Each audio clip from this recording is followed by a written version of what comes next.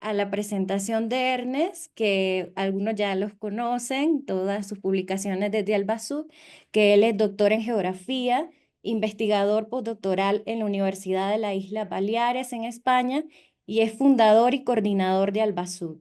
Una de sus principales líneas de trabajo ha sido el turismo comunitario, con sistematizaciones de diversas experiencias tanto en Centroamérica como en toda Iberoamérica y estudios en torno a la comercialización y a los mercados del turismo comunitario. Gracias, Ernest, y te dejamos el espacio para que nos puedas compartir la primera sesión. Muchas gracias, Angélica. Gracias a todas las personas que nos acompañan hoy.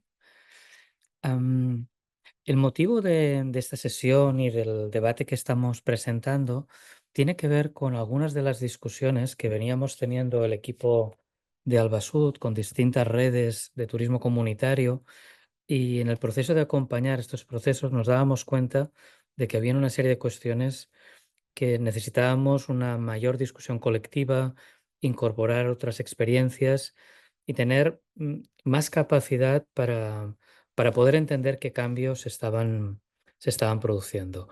Nosotros, cuando hablamos de turismo comunitario, nos estamos refiriendo fundamentalmente a un modelo de gestión en el cual las poblaciones de un determinado territorio intentan, a través de la organización colectiva, tener mayor capacidad de control sobre el funcionamiento de esta actividad. Esto luego se traduce de maneras distintas según los contextos, pero fundamentalmente de lo que estamos hablando es de esta voluntad de control colectiva y de un modelo de gestión basado en esta organización colectiva.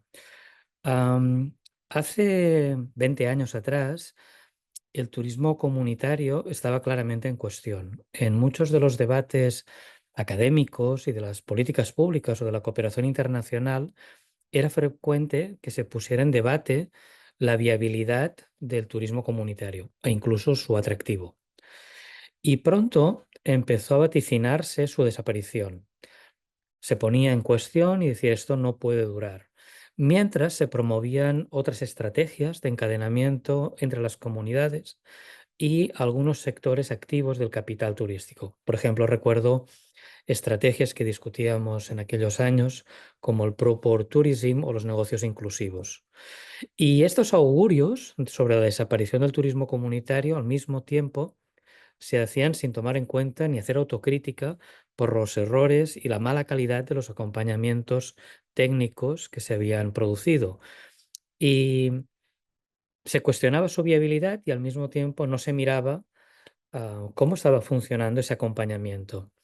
Sin embargo, pese a estas predicciones negativas, al cabo de los años es evidente que el turismo comunitario se ha consolidado como una nueva actividad distinta a las llevadas tradicionalmente a cabo por las comunidades y ha logrado ser parte de las estrategias de desarrollo rural y cada vez está más presente también en áreas periféricas de grandes metrópolis, de grandes ciudades en América Latina.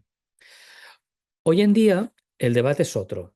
Ya no está en discusión su interés comercial o su atractivo, sino más bien si las organizaciones comunitarias están preparadas para satisfacer esta demanda creciente de sus potenciales consumidores.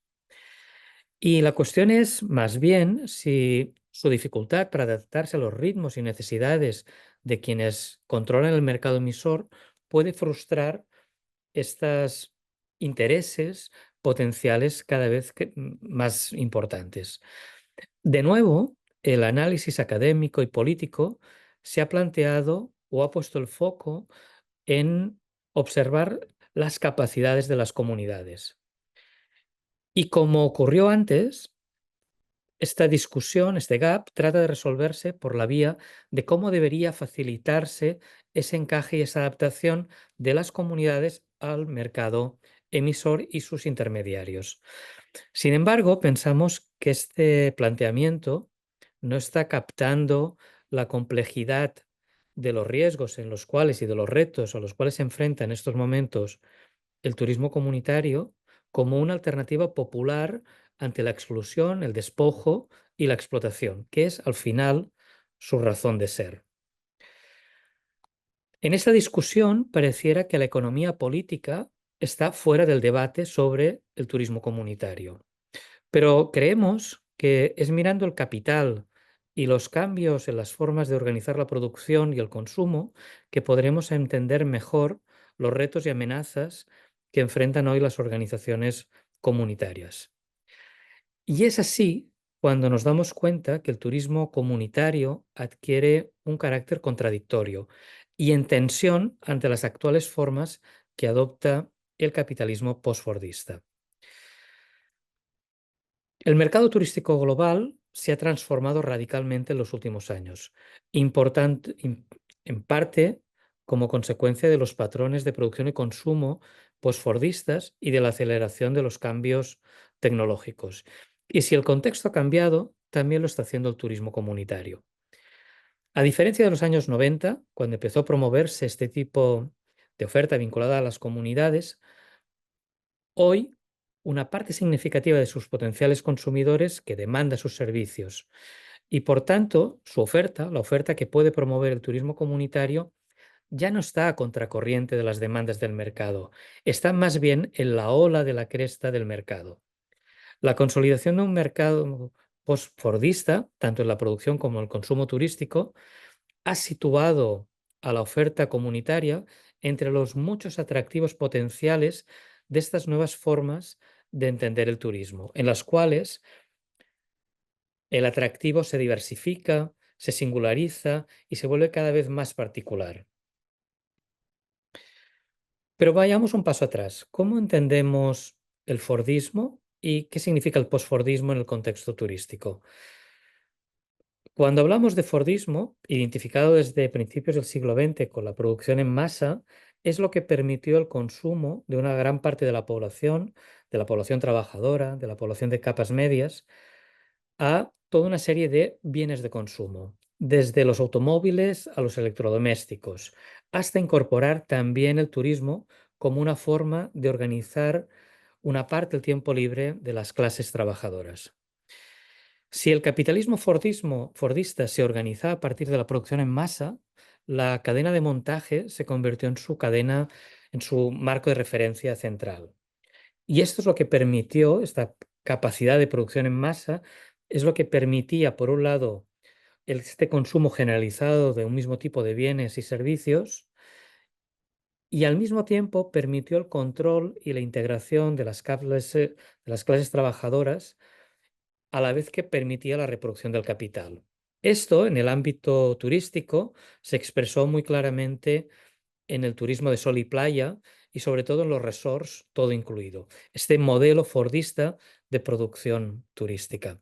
Sin embargo, a partir de la crisis de 1973-75 y sobre todo a partir de la década de 1980, con la irrupción de las políticas neoliberales y cuando el capitalismo se enfrentaba a una situación en la cual era imposible mantener las tasas de ganancia, se produjeron nuevas formas de producción y de consumo que fueron favorecidas por estas políticas neoliberales.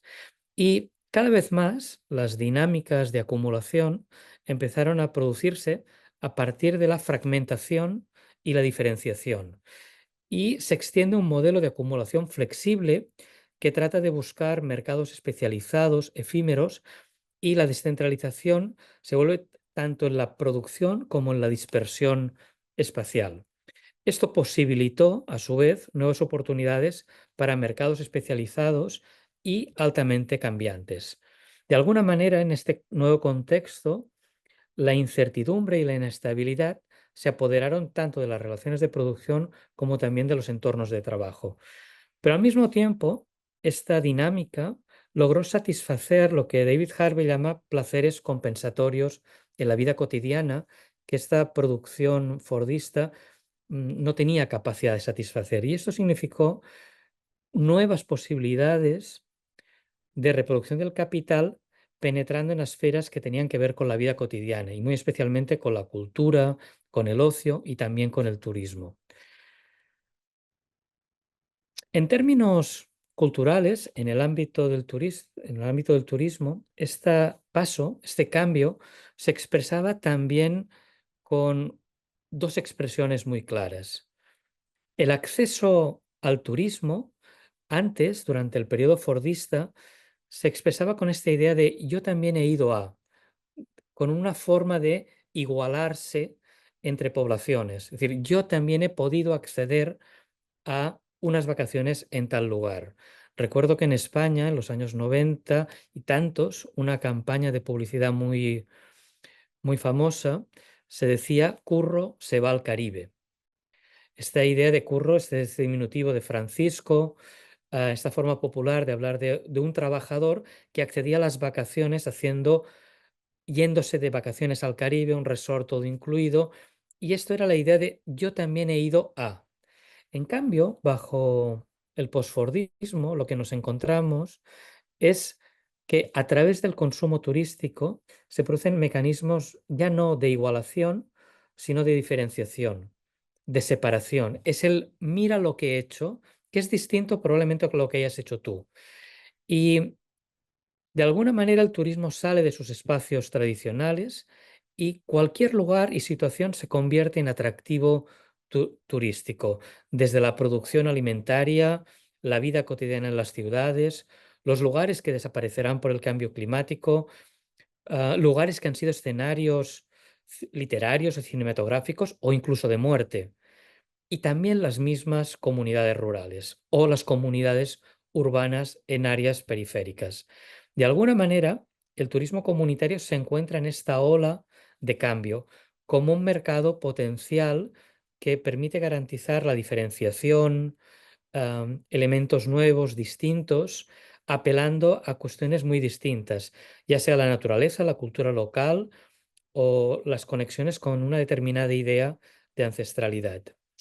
Y esto ha hecho que cada vez más agencias de viajes incorporaran en su oferta experiencias de turismo comunitario, o que plataformas como Airbnb u otras han empezado a fijar su atención en territorios rurales, sobre todo cuando estaban relativamente cerca de grandes territorios turísticos.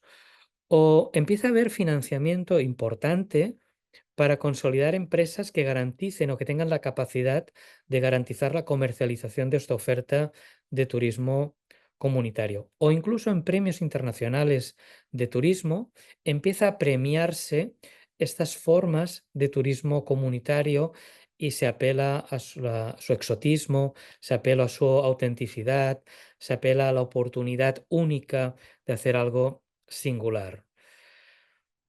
De alguna manera, estas transformaciones posfordistas en el capitalismo contemporáneo han dado lugar a una fuerte promoción de la heterogeneidad cultural y de todo tipo de diferencias. De alguna manera, la particularidad es convertida en un objeto de consumo y de reproducción del capital.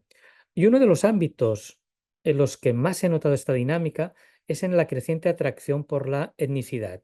De alguna manera, por citar este libro famoso de Kamarov y Komarov, esto de la etnificación del capitalismo, esta idea de cómo se vuelve algo, esta identidad étnica se convierte en algo único, singular, atractivo y que puede garantizar estas posibilidades de un mercado cada vez más fragmentado y segmentado. Y para terminar, desde la perspectiva del turismo comunitario y de los esfuerzos colectivos por gestionar la actividad turística, ¿qué significa este hecho? ¿Qué significa este cambio? ¿Qué significa estar ahora en la cresta de la ola del consumo y del atractivo turístico? Fundamentalmente es que si el debate solamente está centrado en las dificultades de las comunidades para lograr este encaje, no se está entendiendo la complejidad que tiene el turismo comunitario ni sus múltiples aristas. Es un debate que de alguna manera es confuso, no logra captar para qué sirve el turismo comunitario, que no es solamente para satisfacer las ganas de ciertos turistas de tener territorios exóticos. Turismo comunitario tiene que ver con las necesidades, los intereses de las comunidades organizadas colectivamente, también para salir de la exclusión, de la marginalización, de la pobreza, de la desigualdad, y forman parte también de proyectos de creación de vínculos. Tienen que ver con propuestas de construcción de resistencia, utilizando el turismo como una herramienta más. Si el debate solamente se focaliza aquí en ver estas posibilidades en torno a esta demanda creciente del mercado y cómo se logra satisfacerla, el riesgo que tenemos es incrementar la dependencia a este tipo de mercado y los esfuerzos para adaptarse a un mercado que es cada vez más exigente. Y de alguna manera, esto genera una cierta pérdida de sentido.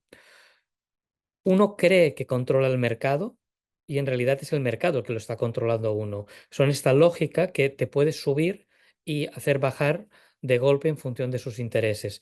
En función de lo que les interese o de las comisiones que se ofrezcan, puedes ir con unos o con otros o con los de más allá. Es decir, el riesgo está en quedar supeditado a una lógica de mercado que te puede hacer crecer mucho y al mismo tiempo te genera una enorme dependencia y vulnerabilidad.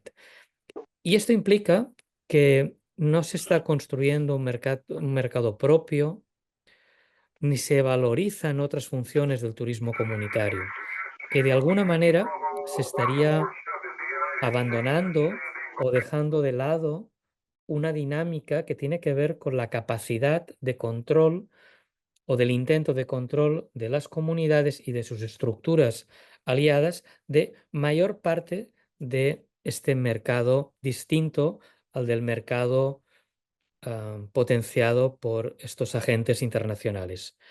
Y de alguna manera, lo que también se está produciendo es que esta lógica de penetración del capital en esta oferta cada vez más particular, más singular, más exótica, más auténtica, etcétera, lo que está haciendo es ampliar las dinámicas de turistificación y sus lógicas a cada vez más territorios. Al final, el punto es que estamos en un nuevo terreno de disputa.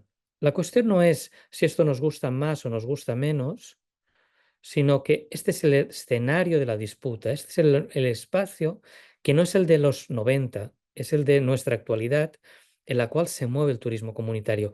Y eso significa un reto enorme para que las propias organizaciones comunitarias, sus redes, sus alianzas, entiendan cómo este es el nuevo escenario de conflicto, el nuevo escenario de disputa marcado por este capitalismo postfordista y que este es el baile. Y en este baile hay que saber tomar decisiones, no para adaptarse, no para negarlo, sino para saber en cada caso, en cada contexto, qué es lo más necesario, lo más oportuno y lo que se puede hacer. Pero es entender que esta es la nueva dinámica en la que se mueve el turismo comunitario, con sus potencialidades, pero también con sus riesgos y sus problemas. Es entender que estamos en un cambio de etapa, que esta lógica del turismo postfordista penetra cada vez más en mayores esferas y que el turismo comunitario se encuentra en este marco, se encuentra en el contexto de ser demandado de forma creciente por los agentes interesados no en las comunidades, sino en la reproducción del capital. Creo que desde Alba Sud queríamos situar esta discusión, este debate en torno a este escenario, porque lo que estamos viendo con las organizaciones aliadas con las que trabajamos es que este empieza a ser un tema de interpelación, de discusión, de preocupación creciente. Y por eso queríamos situar este primer elemento de discusión y si quieren con mucho gusto en la ronda de debate podemos profundizar en el aspecto que consideren. Muchísimas gracias. Muchas gracias, Ernest, por las reflexiones sobre estos escenarios de disputas y cuál sería el papel del turismo comunitario en la defensa y el cuidado de los territorios, cómo serían esas alternativas de resistencia y cómo adecuarlo a otras formas de gestar el turismo desde modelos más endógenos y comunitarios. Ahora le vamos a dar la palabra a Alicia Araujo da Silva. Es antropóloga y es administradora especialista en producción de arte y cultura. También es magíster y doctora en Estado y Sociedad por la línea de investigación de Sociedad, Cultura y Medio Ambiente de la Universidad Federal del Sur de Bahía. Es investigadora en el Centro de Documentación e Investigación Memorias del Sur de Bahía y también está colaborando en el proyecto Memorias de la Retomada Pataxó con el apoyo del Museo de Brasil. Muchísimas gracias, Alicia. Te damos la palabra para que puedas compartirnos tu experiencia con la presentación sobre el tema de circulación de etnomercancías y memorias de la resistencia en Patachó, en el sur de Bahía. Gracias, Alicia. Obrigada, Angélica. Boa tarde, todos e todas. Tudo bem? Me ouvem bem? Y, É, disculpa, Alicia, pueden también activar los subtítulos desde el Zoom. obrigada. Alicia, Alicia nos va a hacer el favor de presentar Posso, en portugués. posso compartilhar aqui?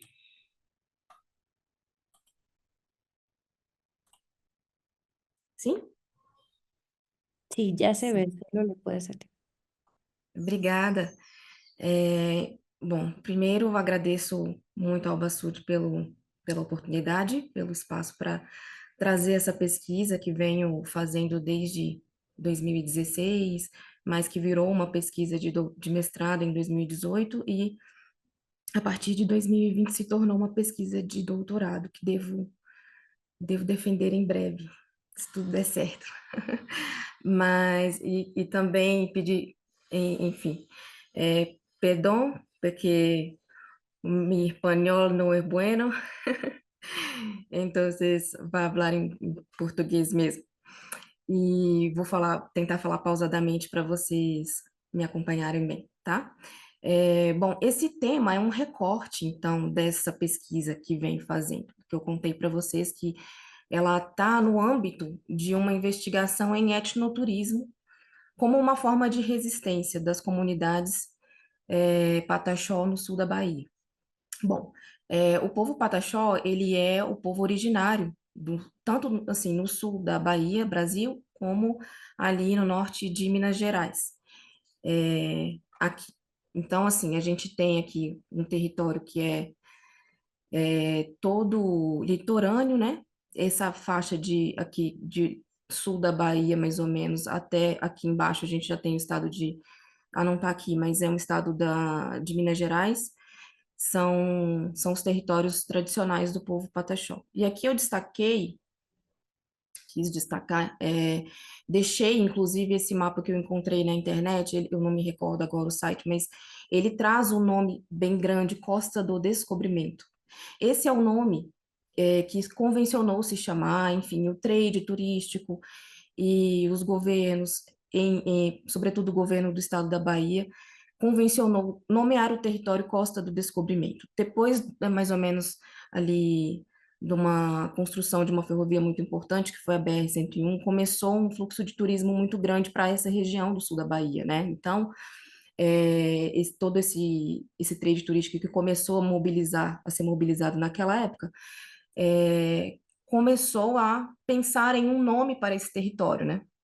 Como diferenciá-lo e como trazer uma espécie de importância, porque existe uma importância histórica muito grande, cultural, né? Mas como atrair os turistas para esse território, então, é, que agora se anunciava como um território com muito potencial turístico, e de fato, né, depois da década lá de 70, começou então a ser convencionado chamar, sobretudo, de Costa do Descobrimento. Por que que esse nome é problemático, né?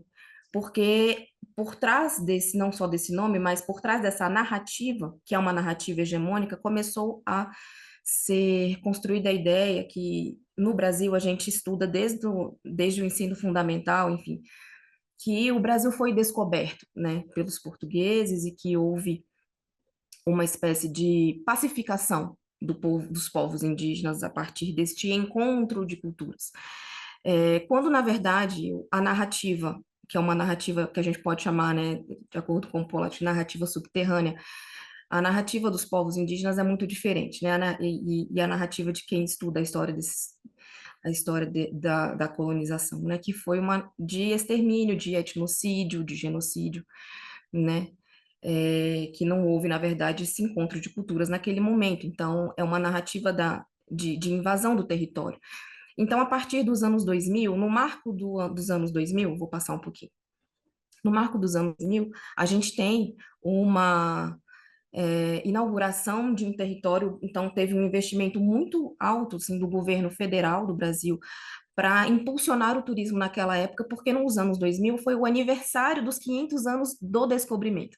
Então, o aniversário da invasão do território. E os indígenas, os originários daquele território, que eram os Pataxó, eles ficaram profundamente indignados com essa comemoração, por um lado, mas foi uma situação ambígua, porque, por outro lado, a vinda massiva desses turistas para o território, com toda essa publicidade que foi feita em nível nacional e internacional, do território de Coroa Vermelha, né? Que é uma terra indígena que foi demarcada em 1998. Então, esse território passou a ser muito valorizado e muito procurado pelos turistas. E ao mesmo tempo, então, que os indígenas eles tinham, por um lado, a sua imagem fetichizada por esse mercado capitalista que agora os explorava, né? Explorava a sua imagem e, e fetichizava a sua imagem. Agora, por um outro lado, é, eles tinham uma possibilidade de mostrar, de compartilhar de fato as suas lutas, as suas vivências, as suas histórias, né? Enfim, tentar conquistar o controle ali desse mercado turístico, e foi o que aconteceu, e foi o que começou a acontecer. 2 anos antes, na Reserva da Jaqueira, que é uma iniciativa de etnoturismo, de TBC, uma forma de turismo de base comunitária. Então, aqui são as lideranças lá da Reserva da Jaqueira, que é um território, uma aldeia, né, uma reserva ambiental dentro do território de Coroa Vermelha.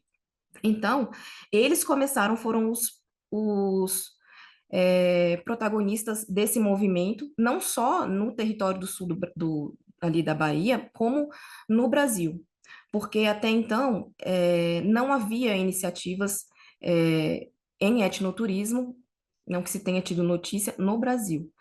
Tanto que a FUNAI, que é a Fundação Nacional do Índio, né, que regula a atividade dá apoio aos povos indígenas e regula enfim, as inúmeras atividades dos povos indígenas do país, eles só foram regulamentar a atividade, só passou a existir uma lei para a prática do turismo em terras indígenas no Brasil em 2015, né?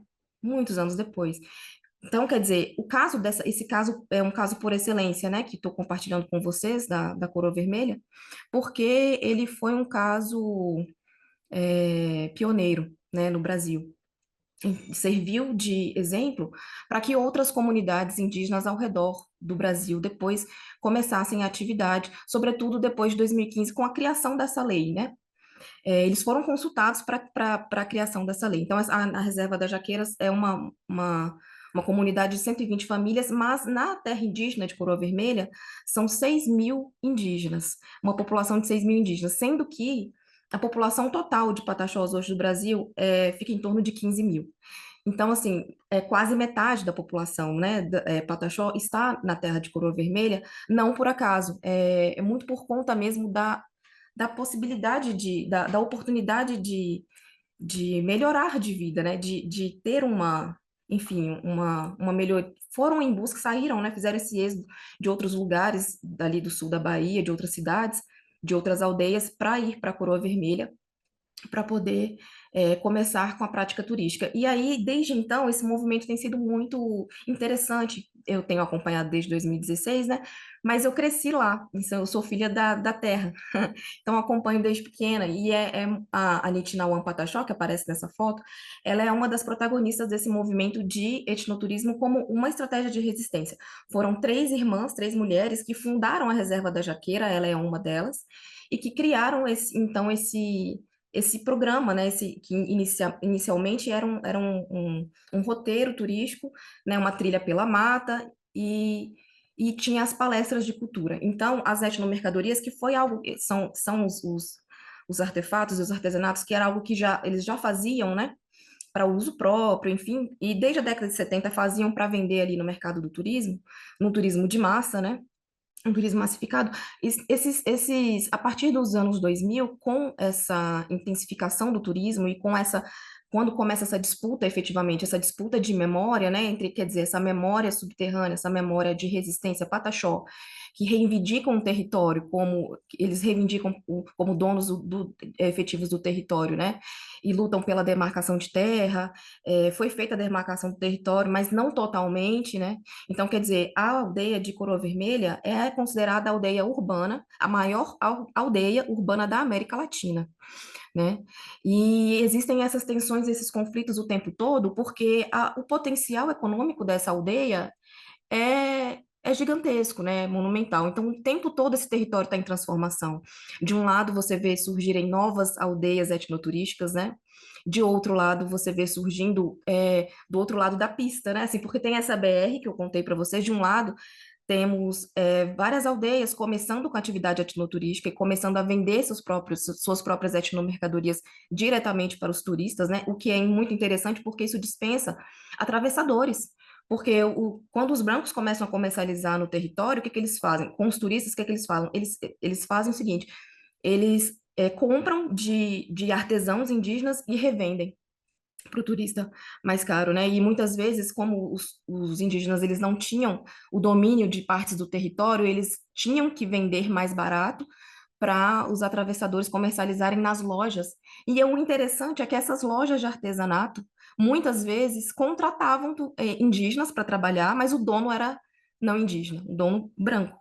Até colocava, né, o idioma Pachorrã, que é o idioma Pataxó, o idioma Patorrã, colocava o nome da loja em Pachorrã. Muitas vezes você chega, acha que está comprando um artesanato de um indígena, mas a loja pertence a um não indígena. Então, esse é o tipo de desafio que existe hoje no território e que o etnoturismo, como uma estratégia de resistência, cria novos espaços, né, novos espaços de narrativas, né, de construção de memória e novos espaços de protagonismo para que essas comunidades possam, por si mesmas, compartilharem suas etnomercadorias e também as suas narrativas de resistência, né, do território, a sua história, a sua versão da história, né, que não é a história, a versão oficial da história da chamada Costa do Descobrimento, que eles preferem chamar de Terra-mãe dos Pataxó.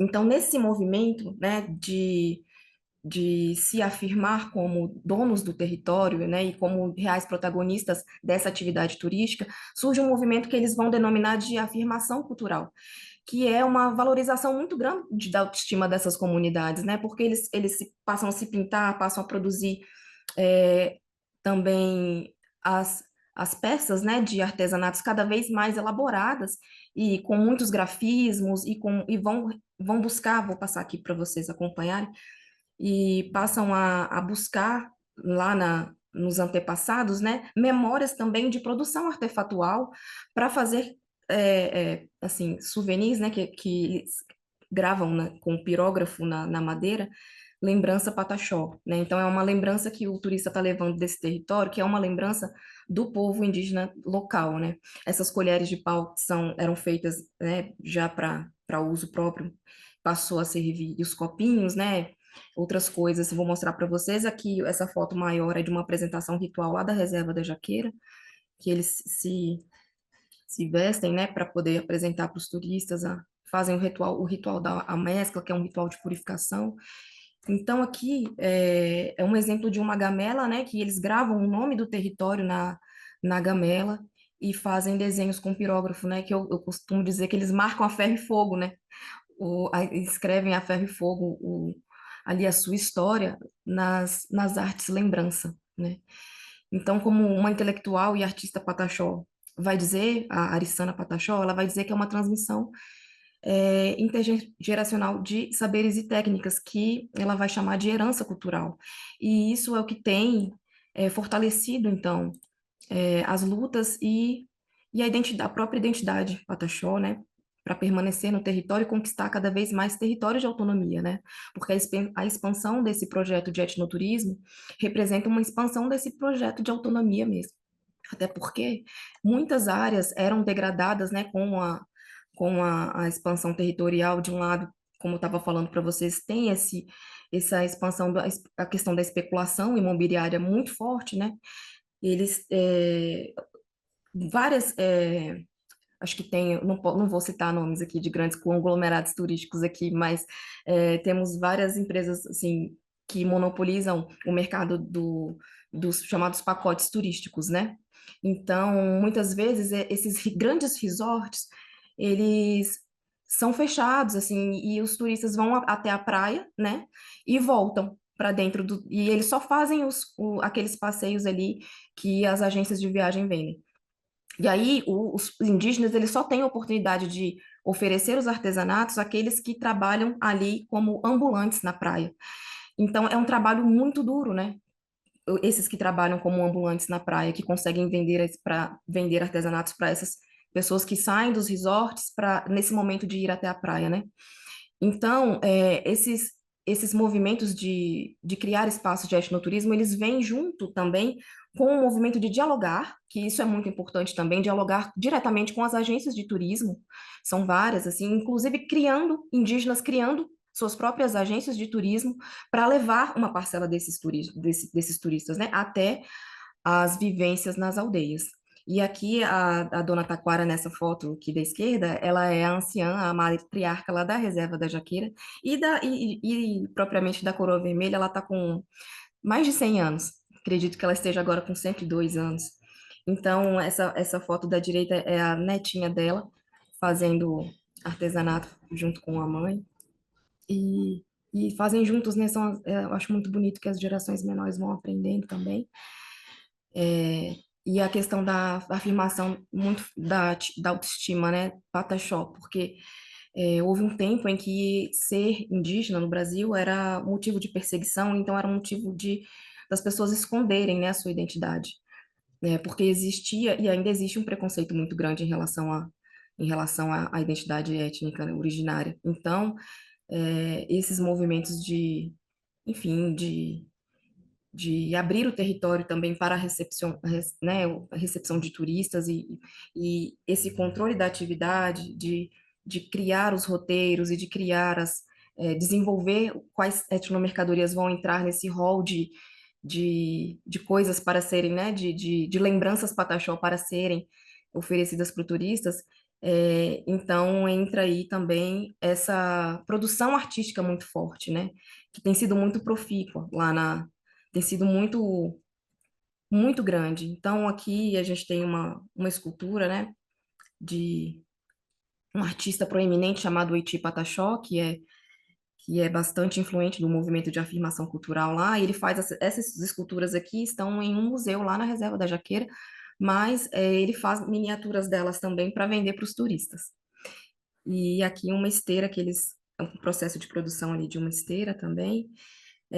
Esse aqui é a foto da esquerda, um fio de tucum, quer dizer, eles fazem a produção artesanal do fio de tucum, tira da folha. Isso é um processo interessante porque eles envolvem o turista nessa vivência, é uma experiência que eles mostram para o turista como que tira a folha, como que tira o tucum da folha, fazem a produção ali, que chama de coxá, né, da linha, e junto com essas técnicas aqui de macramê, que são mais recentes, agora foram apropriadas recentemente lá na Reserva da Jaqueira e na Coroa Vermelha, eles estão criando novos modelos de etnomercadorias, né? Novos modelos de artesanatos.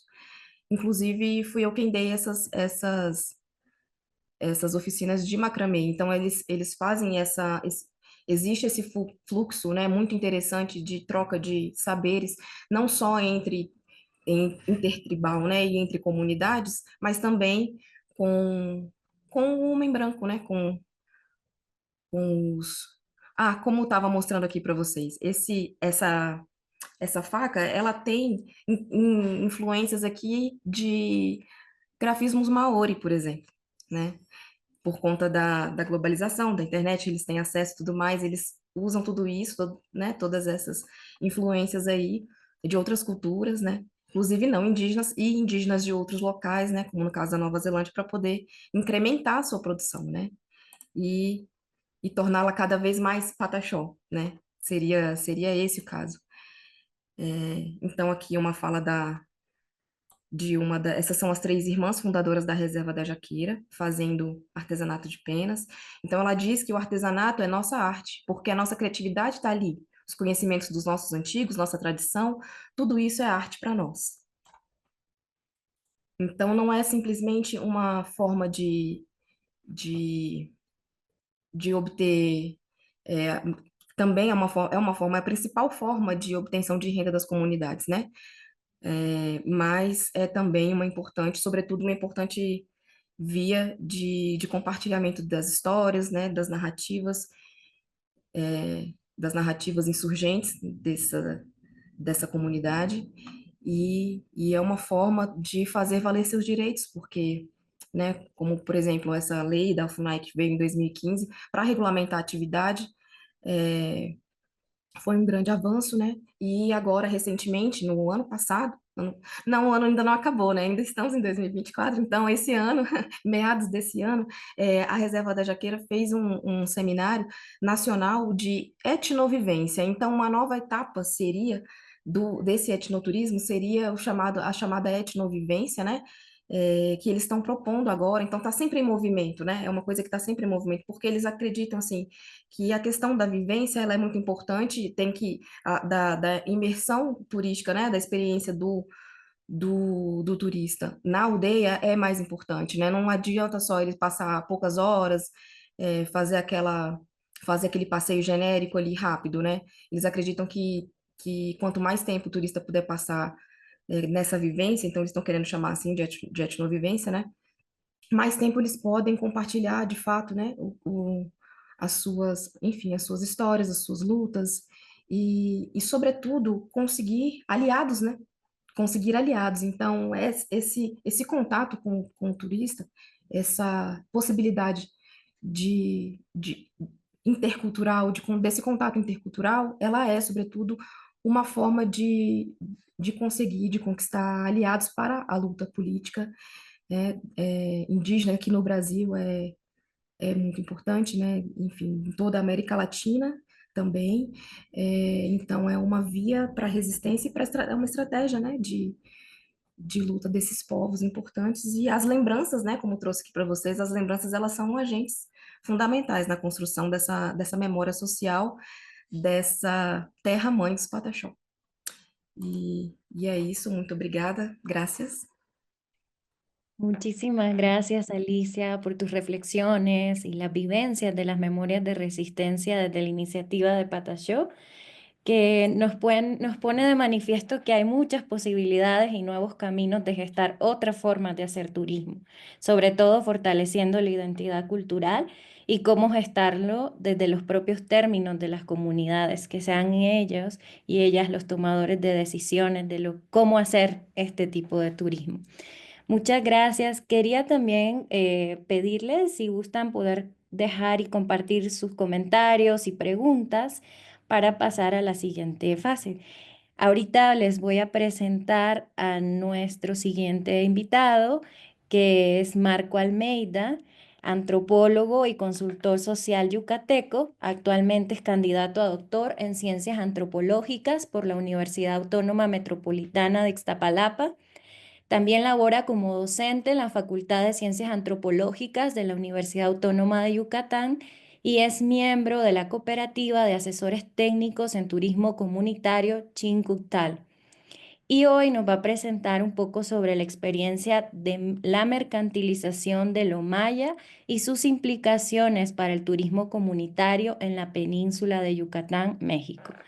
Muchas gracias, Marco, y te dejamos la palabra y les seguimos invitando a que compartan por aquí sus preguntitas. Gracias. Muchas gracias, Angélica, por la presentación y gracias, compañeros del BASU, por el espacio. Siempre es muy enriquecedor poder compartir las ideas en este espacio tan rico, ¿no? Les quiero compartir una presentación.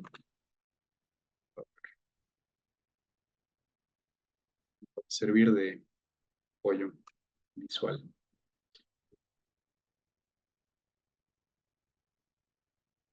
¿Me confirman, por favor, si ya se puede ver? Ya se ve, gracias. Perfecto, muchas gracias. Pues sí, y bueno, entiendo que los que estamos aquí reunidos No comprendemos el turismo comunitario solamente como una forma de vender cultura y de ganar dinero, sino que consideramos el turismo comunitario como una forma de fortalecer la cultura y la capacidad de decisión sobre los territorios. Y eso me parece muy valioso y quisiera aportar algunas ideas al respecto. Les quiero platicar sobre la experiencia de mercantilización de la cultura del pueblo maya yucateco que habita la península de Yucatán, México, y sus efectos en las iniciativas locales de turismo comunitario, con el objetivo de brindar un espejo y plantear algunas preguntas para cuestionarnos cómo se presenta este proceso global de mercantilización de la cultura en otros territorios. Pero primero lo primero, ¿quiénes son los mayas yucatecos? Son los habitantes de la península de Yucatán, hablantes de la mayatán o lengua maya, y con rasgos culturales compartidos que han habitado la región de manera sostenida desde hace miles de años. Para tener una idea, en el estado de Yucatán, el 64% de la población se considera maya actualmente y el 35% de la población habla la mayatán. No se trata, pues, de una minoría étnica, sino de una mayoría subordinada históricamente a los no indígenas. Sin embargo, y por raro que parezca, los mayas empezaron a llamar a sí mismos mayas apenas en la segunda mitad del siglo XX. Los primeros en llamar mayas a los habitantes de esta región fueron exploradores, arqueólogos y antropólogos de finales del siglo XIX y principios del XX. Estas personas, llegadas de fuera, sentaron las bases de lo que desde fuera se piensa que son los mayas, lo que con el paso del tiempo y las tergiversaciones daría forma a lo que los gobiernos federales y estatales creen de los mayas, incluso de lo que Mel Gibson y seguidores del New Age creen que fueron los mayas del pasado. Impactaría también en lo que las empresas turísticas y los turistas mismos esperan de los mayas. En última instancia, también influiría en lo que los que ahora se reconocen como mayas creen de sí mismos como grupo étnico. Y uno de los efectos más notables de esta apropiación del etnónimo maya, o sea, de llamarse mayas, es la creación de una conciencia de identidad compartida que ha servido como base para la lucha por derechos culturales, territoriales y políticos en tanto pueblo indígena. Por otra parte, lo maya no es solo lo referente a la cultura o la identidad maya. Se han inventado para la venta cosas que se mayanizan. Es la invención de mercancías mayanizadas, ¿no? Como el baño maya, la boda maya, la meditación maya, temazcales mayas, atrapasueños mayas, cualquier mercancía con atisbos de producto étnico puede ser mayanizada, ¿no? Y lo maya se ha convertido en una marca comercial, usada primero por no mayas, pero que ahora es aprovechada también por los mayas. Ejemplo de ello es la apropiación de la estética y performance de los guerreros mayas creado en un parque temático de la Riviera Maya por jóvenes de pueblos mayas que trabajaron ahí y lo llevaron a sus lugares de origen como forma de autoempleo, como es el caso del grupo Bosch Balam de Ekbalam, Yucatán. Igualmente, cabe mencionar que estas invenciones mayanizadas pueden ser adoptadas de buena gana para el turismo, pero también para incorporar a la vida. Tal es el caso de las bodas mayas, donde los novios, invitados y el oficiante son mayas. Las bodas mayas hechas para el turismo fueron reapropiadas como ceremonias válidas e incluso lindas en las comunidades mayas, ¿no? Para celebrar uniones. Y bueno, de lo anterior surgen algunas preguntas que merecen nuestra conversación. ¿Desde cuándo nos llamamos como nos llamamos y por qué? ¿Son justas y convenientes las formas en que los otros nos imaginan?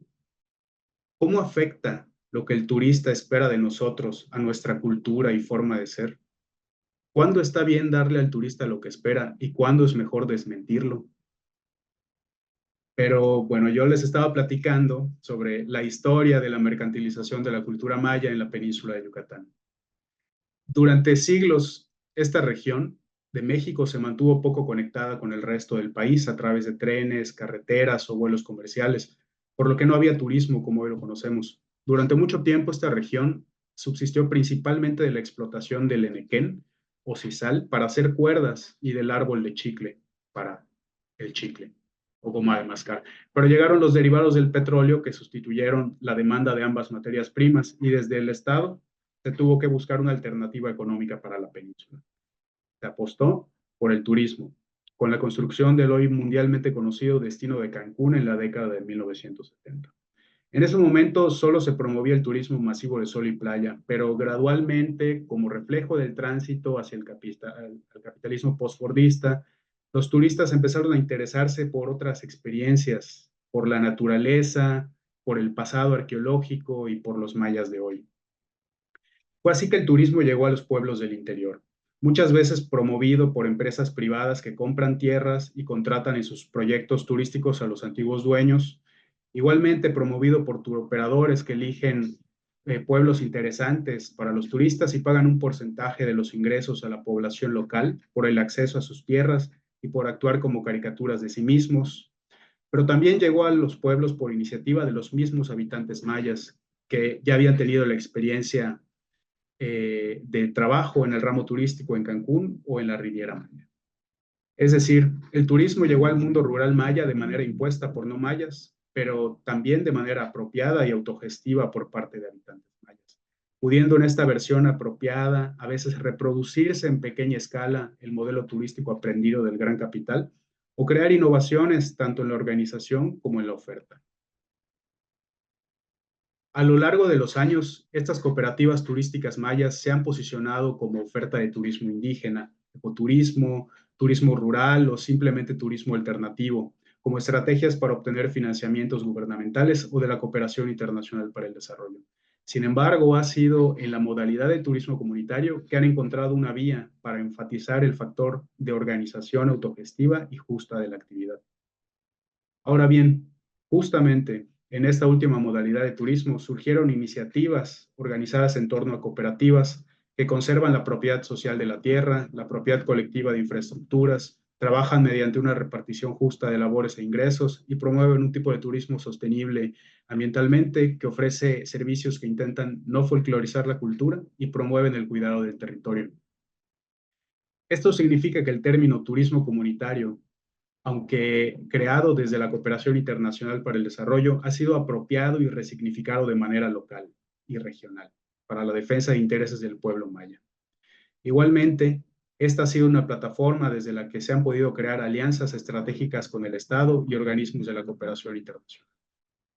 Actualmente hay decenas de cooperativas que funcionan con estos valores o con valores similares. 24 de estas cooperativas están asociadas mediante redes estatales y en una organización de tercer nivel llamada Alianza Peninsular para el Turismo Comunitario, la cual opera desde el 2017. Sobre esto les platicará más el compañero Manuel Scholl pasado mañana, así que están más que invitados. De lo anterior, quisiera destacar algunas ideas. El turismo comunitario, desde su primer impulso en territorio maya, ha sido usualmente confundido con turismo rural, turismo de naturaleza, turismo indígena, turismo alternativo. De la misma forma, el término turismo comunitario no significa lo mismo siempre ni para todos. Le dan un sentido distinto las empresas del gran capital, los gobiernos, las organizaciones de la sociedad civil, los académicos, la cooperación internacional para el desarrollo y las cooperativas de base comunitaria. Al tener muchos significados, ser confundido e intercambiado con otras modalidades de turismo y estar en boca de personas con perfiles e intereses muy diferentes, el turismo comunitario practicado desde las bases sociales puede ser tergiversado. Incluso el término puede ser cooptado y utilizado como comodín para una oferta diversa de turismo rural, cultural, indígena y de naturaleza, que limita el control que tienen los pueblos mayas sobre la mercantilización de elementos de su cultura. Les presento dos ejemplos. El primer ejemplo se da en el marco del proyecto Tren Maya. Este es un megaproyecto de 1,550 kilómetros que pretende construir un circuito ferroviario a través de 5 estados en el sureste de México, los estados de Chiapas, Tabasco, Campeche, Yucatán y Quintana Roo, conformando los últimos 3 la península de Yucatán. Este megaproyecto impulsado desde el gobierno federal, tiene entre sus objetivos principales promover el turismo en la región. O sea, llevar el turismo más allá de Cancún y la Riviera Maya y algunas ciudades coloniales a toda el área de la península, ¿no? Ante su anuncio en 2018, los miembros de la Alianza Peninsular para el Turismo Comunitario deliberaron sobre cómo actuar ante el megaproyecto. Se decidió que lo mejor sería intentar incidir para que se incluyera el modelo de turismo comunitario. Del 2018 al 2021 se negoció con Fonatur, el Fondo Nacional de Fomento al Turismo, la instancia encargada de la obra en ese momento y que también fue la encargada de la construcción de Cancún en la década de los 70. Bueno, se negoció con esta instancia y se logró la inclusión del turismo comunitario como eje del proyecto, pactada en un convenio de colaboración. En concreto, se dotaría de espacios de promoción para las cooperativas de la alianza en las estaciones y se llevaría a cabo una capacitación a otras 100 cooperativas de turismo comunitario a cargo de los miembros de la alianza, mediante el programa Turismo Comunitario 100 o TC100. Esta colaboración avanzó con un diagnóstico de las cooperativas de turismo comunitario de los 5 estados contemplados en el proyecto del Tren Maya, pero se congeló de golpe cuando cambió la administración de Fonatur y la nueva instrucción presidencial fue avanzar únicamente en la construcción de rieles y estaciones, sin importar los acuerdos con la sociedad civil o los estudios de impacto ambiental. Tiempo después se daría la primera inauguración parcial del proyecto en diciembre de 2023, teniendo algunas estaciones terminadas y cambiando de manos la dirección del proyecto, pasando de Fonatur a la Secretaría de la Defensa Nacional, la Sedena. Y durante algunos recorridos en estaciones notamos que efectivamente hay locales comerciales con la etiqueta turismo comunitario en la puerta. Hay locales ahí destinados para el turismo comunitario. Pero al conversar con un responsable de estación, señaló que están abiertas a concurso estas instalaciones. Es decir, que no se ha decidido quiénes tendrán esos locales, pero que se han recibido propuestas de diversas empresas privadas y dado que las estaciones son negocios, se optará por el mejor postor. De esa manera podemos esperar que quienes ocupen dichos locales comerciales no serán cooperativas, sino empresas con más capital, probablemente sin interés en la no folclorización de la cultura y el cuidado del territorio, más allá del ambientalismo cosmético y comercialmente necesario. Esto puede parecer poca cosa, una cuestión de una etiqueta en una puerta, ¿no? Pero pensemos que en documentos oficiales se sentará un precedente del uso del término turismo comunitario, privado de los valores de justicia social y ambiental que lo caracterizan en la región. Es otra acepción del turismo comunitario muy diferente a la que se ha desarrollado de manera regional, ¿no? Y bueno, aún más efectivo en la batalla por el significado de lo que es el turismo comunitario, pensemos en lo que entenderán los turistas cuando en la página oficial del Tren Maya y en las estaciones encuentren dicha oferta. Equiparada a turismo de naturaleza y de encuentro con la cultura maya rural, pero sin importar quién organiza la actividad y quién se beneficia de la venta de la cultura maya y de la naturaleza del territorio. La pérdida del control sobre el término turismo comunitario no es solo una cuestión de palabras.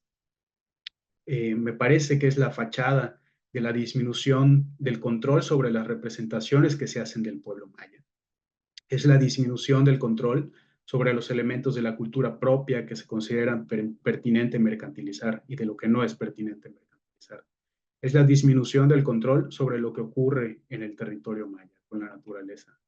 Si se diluye el término turismo comunitario, se desdibuja un lugar político estratégico que ha sido construido a lo largo de décadas, ¿no? Y desde el cual se proponen alternativas económicas, de cuidado ambiental del territorio y de organización social y de definición no romántica, paternalista ni folclórica del pueblo maya de hoy. No olvidemos que el etnónimo maya nació recientemente, casi al mismo tiempo que el proyecto de turistificación regional, por lo que el turismo es un componente importante para la definición de la etnicidad maya. Con esto quiero decir que el turismo comunitario es importante en el sentido de definición no solo del modelo turístico que se quiere para la región de la península de Yucatán, sino sobre la visión que se le quiere dar al mundo sobre lo que el pueblo maya es actualmente. Y bueno, quisiera dar una idea más acerca del Tren Maya, cuyo último tramo será inaugurado este 15 de diciembre, en 5 días. Un riesgo fundamental del proyecto es la propagación a lo largo de sus vías férreas, no solo de una estética etno-ecochic maya para satisfacer las necesidades estéticas del turista, ¿no? Sino también de las representaciones folclorizadas de la población maya.